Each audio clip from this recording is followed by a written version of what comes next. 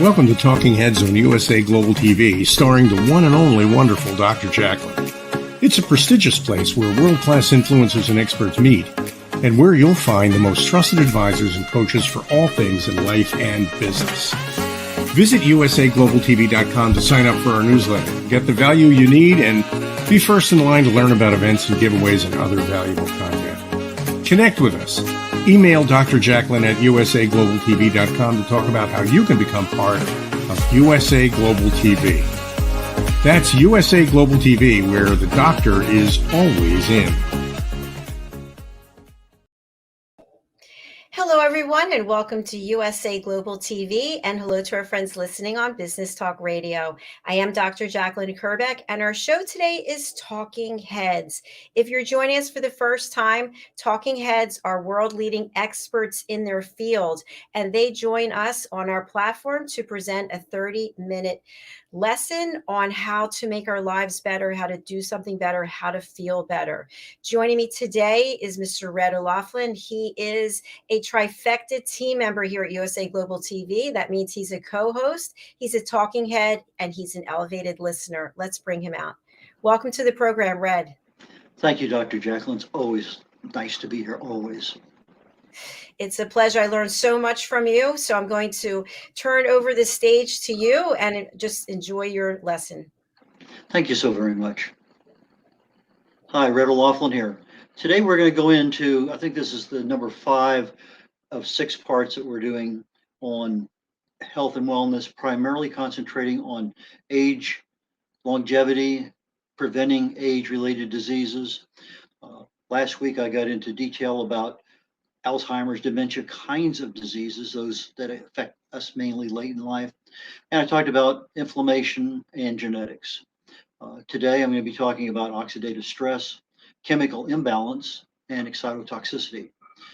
What I'm trying to do is to isolate what are the individual pathways that Alzheimer's or dementia can happen. Okay, we know that the genesis of almost every disease is inflammation at the cellular level, chronic, untreated. Now, what happens over time is that if the inflammation is not controlled, and inflammation is generally generated by free radicals are molecules that have lost an electron. And when they're not stable and they're looking for anything, they bump up to another molecule and they're going to literally rip an electron off to become stable.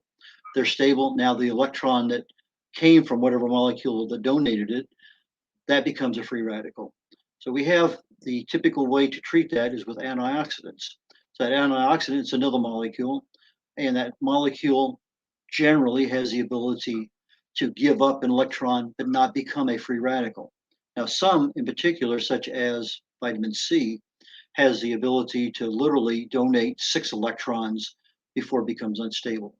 So there's a lot of things out there, but if we don't treat the inflammation on a regular basis, and that's with antioxidants, that's typically your fruits and vegetables, then you have a condition that's called oxidative stress.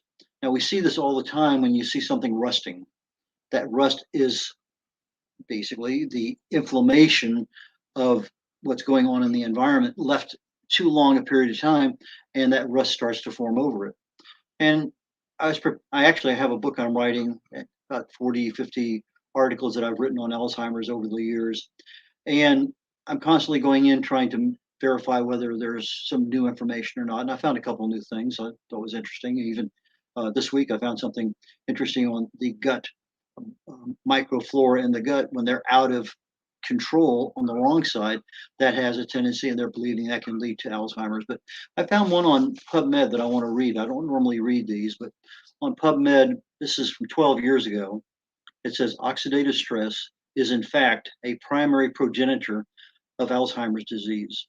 Evidence indicates that a long dormant period of gradual oxidative damage accumulation precedes and leads to the seemingly sudden appearance of clinical and pathological Alzheimer's disease symptoms, including amyloid beta deposition, neurofibrillary tangle formation, metabolic dysfunction, and cognitive decline.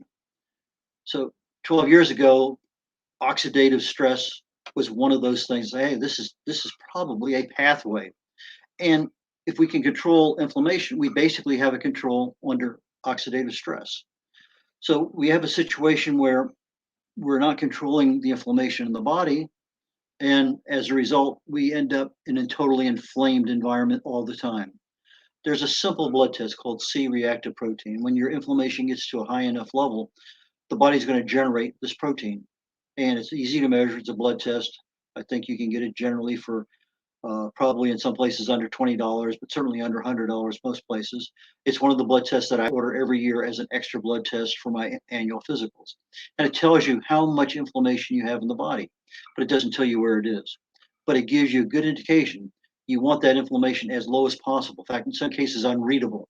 So if you have an undetectable amount of C-reactive protein, you're doing well. You're right where you need to be. But if it's sitting there at 10, 15, 20, 30, somewhere way outside the range of what doctors would consider normal, there's probably something going on. Don't know what it is, don't know where it is, but you have a reason now to start talking to your doctor about what's your family history, what is your lifestyle. A lot of things can go in there. Maybe they need to start looking for things. But anyway, that is a really good test that you should consider for your annual physical. You don't even have to have it. You just go down and get the thing done. You don't need your doctor's permission for it.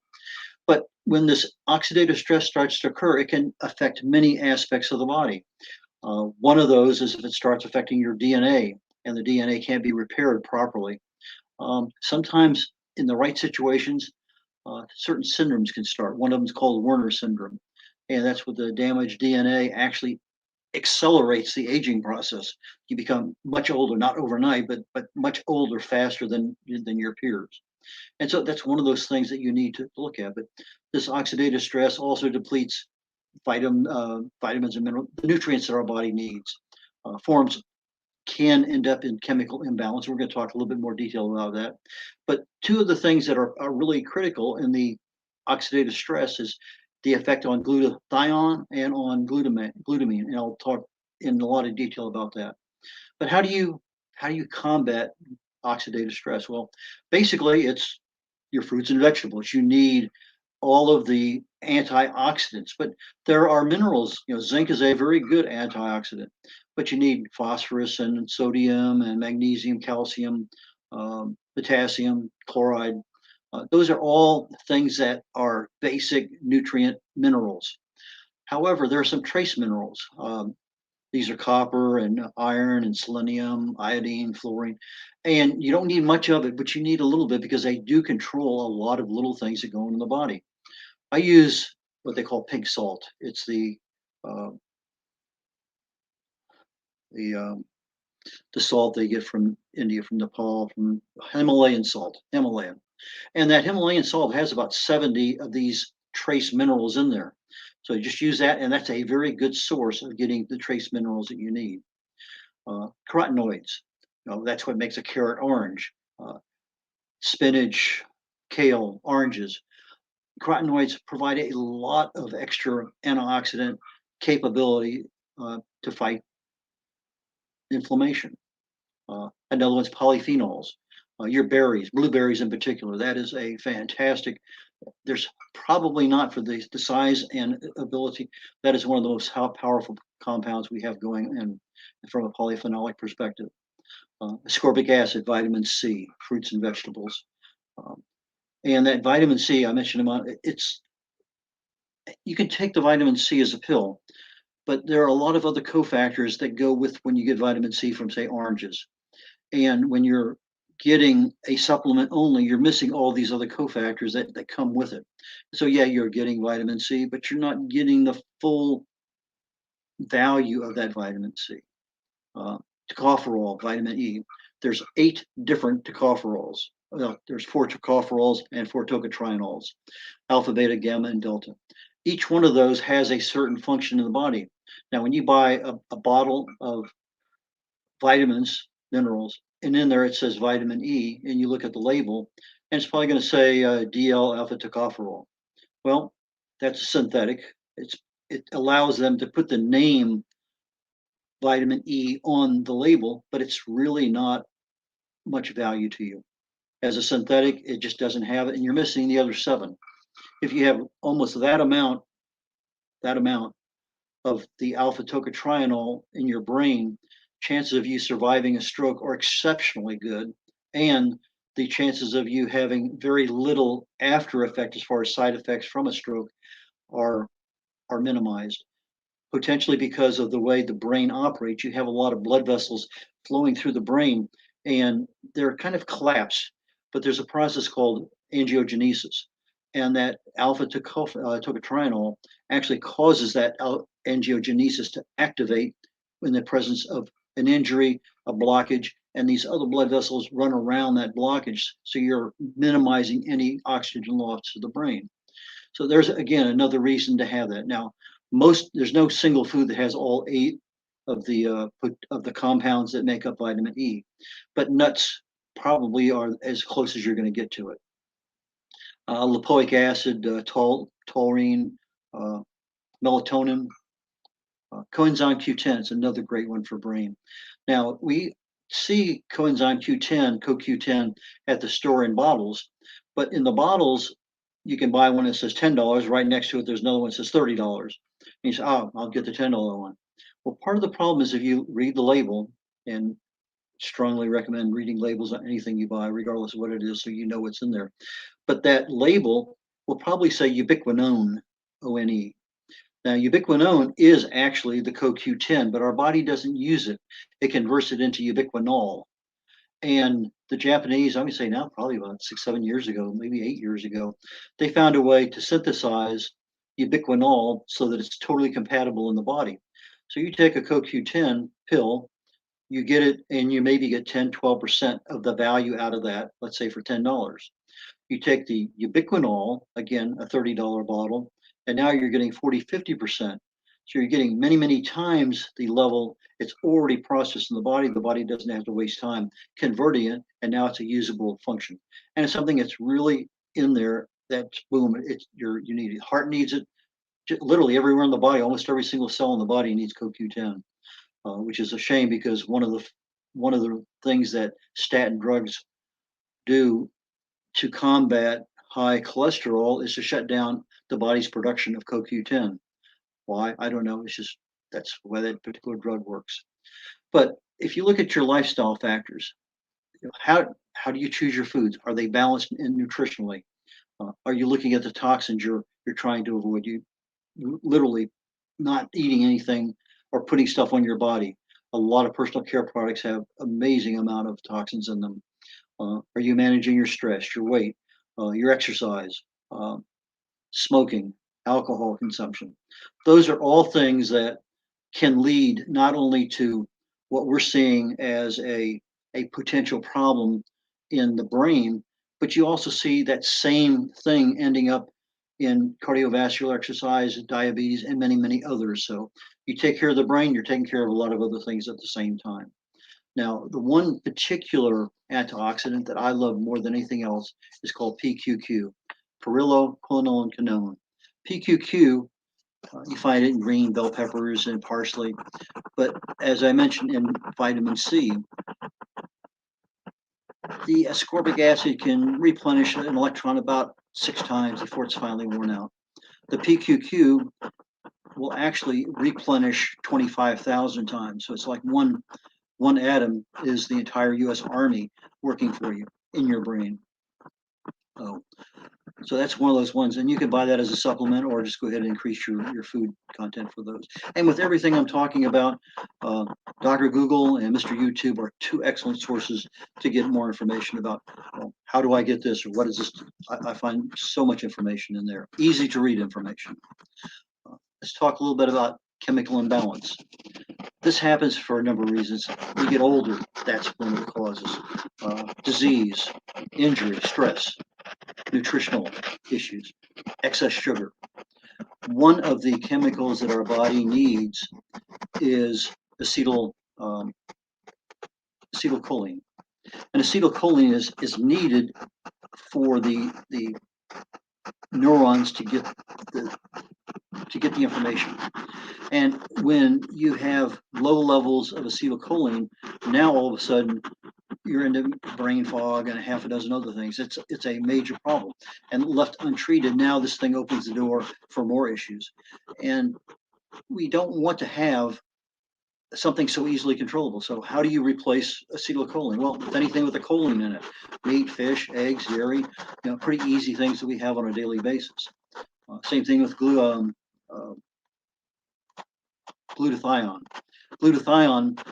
there's some things that say you drink this, eat this, but it doesn't pass through stomach acid very well at all. You really need the precursors of that. So the foods that have the precursors in it are very similar to the acetylcholine.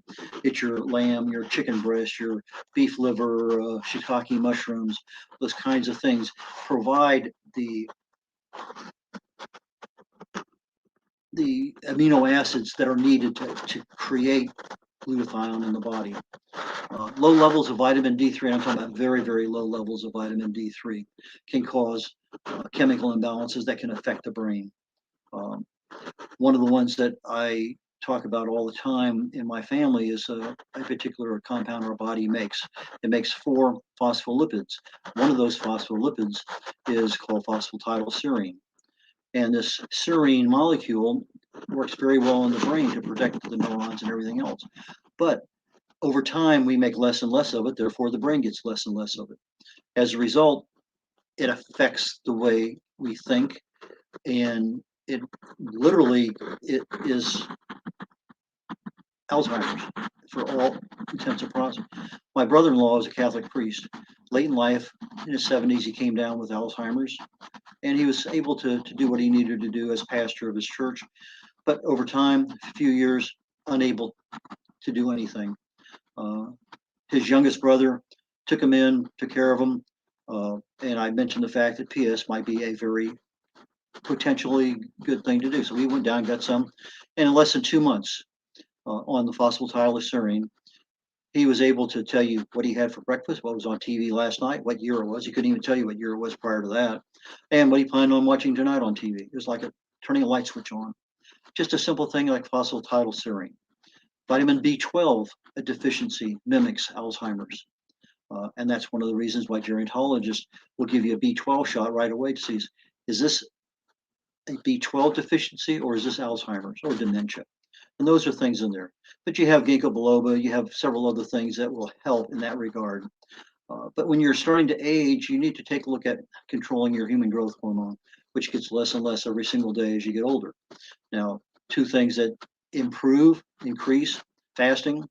A 12-hour fast helps tremendously. An 18, 20, 24-hour or longer fast just doubles or triples the amount of human growth hormone the body makes. So if you're 60, 70, 80 years of age, maybe one of the best things for you to do is to take a day off every so often, or at least the better part of a day off, because that fasting will give you more human growth hormone and give you better risk factors for avoiding a lot of the age-related diseases. Now, exercise to get human growth hormone requires high intensity. But if you're looking at the other cause of aging, your telomere length, you're looking at your more longer endurance, a good long walk, strength, the kinds of exercises that when we say exercise, that's what we typically think about. But you also need to take care of your stress. Stress management should be done several times a day, not just when you need it. Weight management, toxin management, and again, sugar control, very, very critical with regard to anything that's going on in your life. But literally, your lifestyle determines everything that's going on, and that's one of the things we need to control. The last one that I want to talk about today is called excitotoxicity, and that's when you have too much of what you need, too much of a good thing.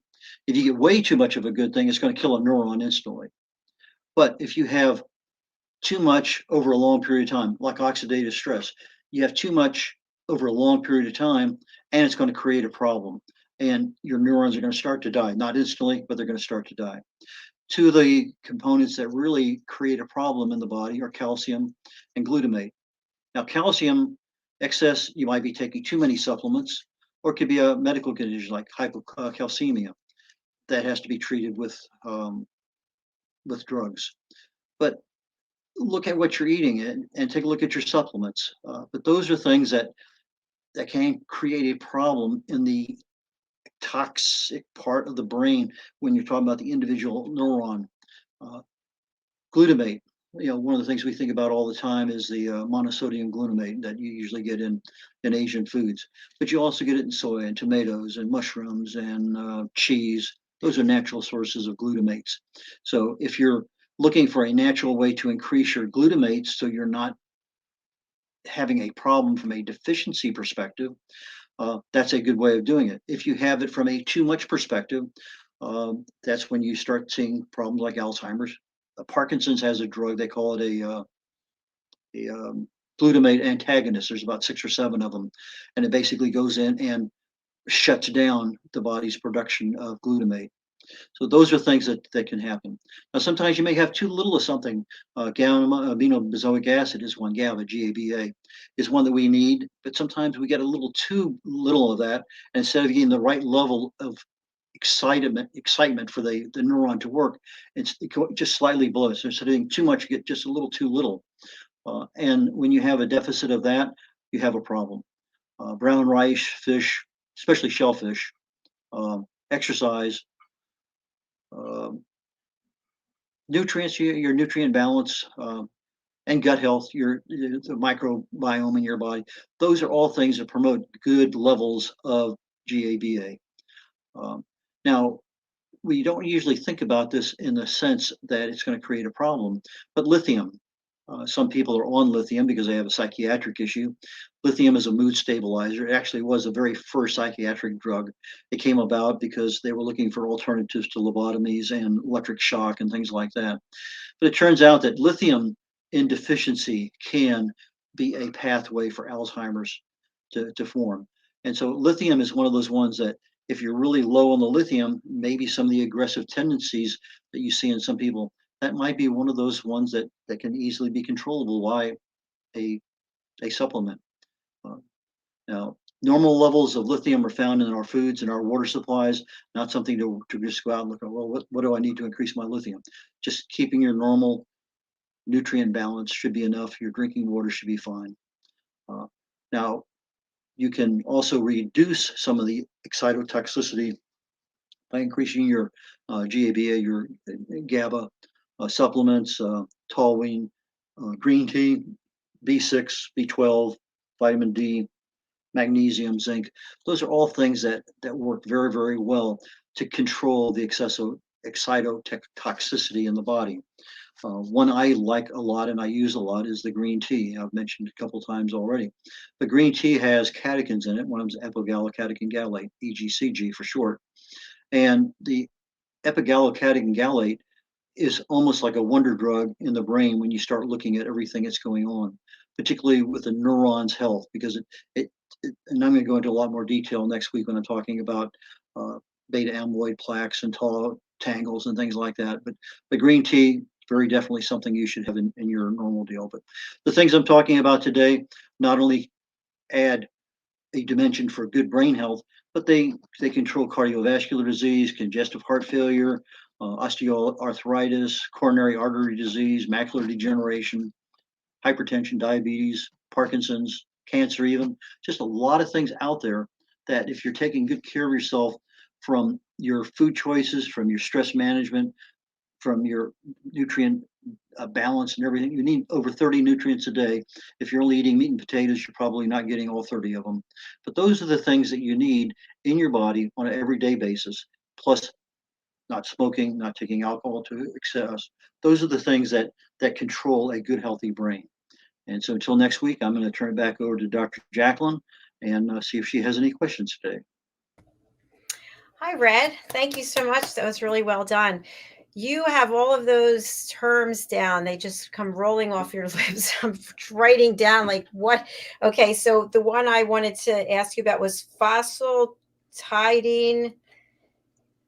Okay, phospho, PHOS, pho, PHA, TI, DY, phosphatidyl L, serine, SERINE, phosphatidylserine. Thank you so much. And what was the name of the blood test? The C-reactive protein, CRP. Okay, perfect. Now, phosphatidylserine you can buy in a store. I think they're generally around 300 milligrams per pill. And the normal one is 1 pill a day or 2 pills a day, depending on how it's set up with that particular drug. But it's not very expensive. I'm going to say 30, 40 bucks for a month's supply. But if it gets somebody back into the normal range of taking them out of early onset Alzheimer's and making things normal, that's a good bargain. And that's something the body makes. We make, phosphatidyl ethanolamine, phosphatidyl choline, phosphatidyl. There's 4 of them, and those 4 phospholipids, the one that works the best in the brain is the phosphatidylserine, and that's the one that when it starts falling low, that's when you start. Not only where did I leave the keys, where did I leave the car? It's just my house. Those kind of things start to happen to you. And I did some research the other day and I looked up dementia, and there are different types of dementia, and Alzheimer's is one of them. And what I read was as long as you are capable of taking care of yourself and still making certain types of decisions, the process can be reversed. Is that your understanding as well? Or slowed down, I should say? I hate to use the word reverse because most doctors will tell you there's no cure. You can't do anything. They'll give you Aricept, they'll give you some other medicine, and it seems to have it under control. But again, if there, let's say there's 6 different causes. There's more than that. Let's say there's 6 different causes of Alzheimer's, and if you're giving me Aricept to control the beta amyloid plaque, but my tau tangles continue to increase, you've only taken care of one avenue into the brain to open the world to Alzheimer's. So you have to look and treat all of them at one time. So just because you're treating one with a drug doesn't mean that I need to stop treating oxidative stress, or I stop needing to treat nutritional balance, or I stop needing to treat excitotoxicity, because those things are still going to occur as we age. And so treating one of 6 or 7 or 8 different pathways to the brain for Alzheimer's, it may work for a short period of time. A lot of reasons that high blood pressure medicine works, it's because there's maybe 8 different causes, more than that, but let's say 8 different causes of high blood pressure. Okay, this is the one that's most potent right now. You control that one. Well, over time, the body adjusts, and now a different cause of high blood pressure comes in. This pill is no longer good. You have to double or triple the dose or go to some other kind of pill. And so you got to look at what's going on. What's the cause of a particular problem? And that's why I love to look in the human body at the cellular level and find out all these different chemical reactions. Okay, if I stop doing that, then this is going to stop this one. Or if I do this over here, it's going to make this thing normal. And so you got to look at what are the causes that you're treating. So yes, you would love to be able to say you could stop and cure or reverse it. I think on a good day, you can slow it down. I think you can almost make it so gradual that you're probably going to live a pretty decent life without even having any serious effects. Now, I'm not a doctor. I can't tell you that. That is my educated guess from the materials that I have and what I write about and what I speak about. Thank you, Red. That's very helpful. I'm going to spotlight you to share your contact information. How should people reach out to you, Red, and who should reach out to you? From a speaker perspective, like we're doing here today, a presentation, I speak all the time, every month, seems like almost every week here lately, to various groups, AARP, to banks, to societies, to networking groups. And I speak on age-related diseases. I spoke to a Rotary Club last week on Alzheimer's, actually. But I do speak quite a bit on a variety of things. I write a lot, and you can find a lot of my stuff on my website, red.olaughlin.com. That's REDOLAUGHLIN, red like the color, O'Laughlin, OLAUGHLIN.com.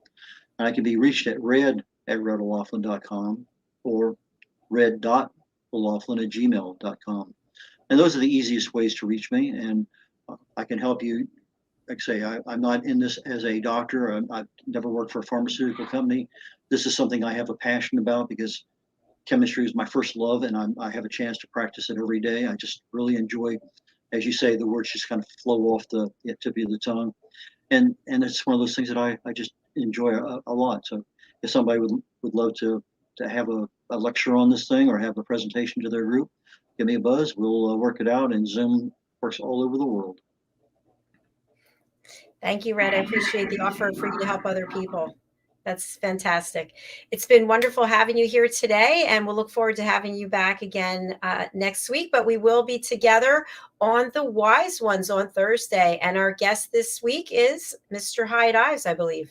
Yes, even though he's been almost on your show probably more times than I've been, he is a wise one in many ways, and he has a focus when he comes on and talks. But he's a remarkable gentleman in just a number of different areas of his life. And I thought, well, let's get him on and let's kind of share some of his experiences and show how can he help others, because that's why we're doing these things, is to say, hey, this is what I learned, and this is what I think is of a lot of value to people. And so I think Hyatt would be a very good candidate. That's why I asked him. He definitely will be. I appreciate that. Thank you again, Red. We'll look forward to seeing you next week and, of course, this Thursday. I look forward to Dr. Jacqueline. Take care now. Bye. Bye. Thank you, everyone, whether you watch us on the live or the replay. We really do appreciate you. And as you can imagine, our Talking Heads team does a lot of preparation in order to be able to present to you. We have openings for maybe 3 more Talking Heads. If you have what it takes, if you've got 5 years of experience, a big following, and you are an expert in your area and you know how to present, I would love to hear from you. You can reach out to me at Jacqueline@drjacqueline.com, or just go to my personal website, drjacqueline.com, or you can go to usaglobaltv.com. Love to hear from you. And also, if you're watching over on YouTube, please click subscribe so that you can be made aware of all of our programming. We have between 17 and 22 live broadcasts every week, and they are put into playlists so that you can watch them at your leisure. If you have favorite shows, you can find them all there on our YouTube channel, USA Global TV. All right. Thank you so much for being here. I really appreciate it. We will be back tomorrow with more programming. We do stream live Monday through Friday. And if you'd like to be a guest, we welcome you. You can go to our website, usaglobaltv.com, book your session. Thank you. Take care of yourselves. We'll see you again soon.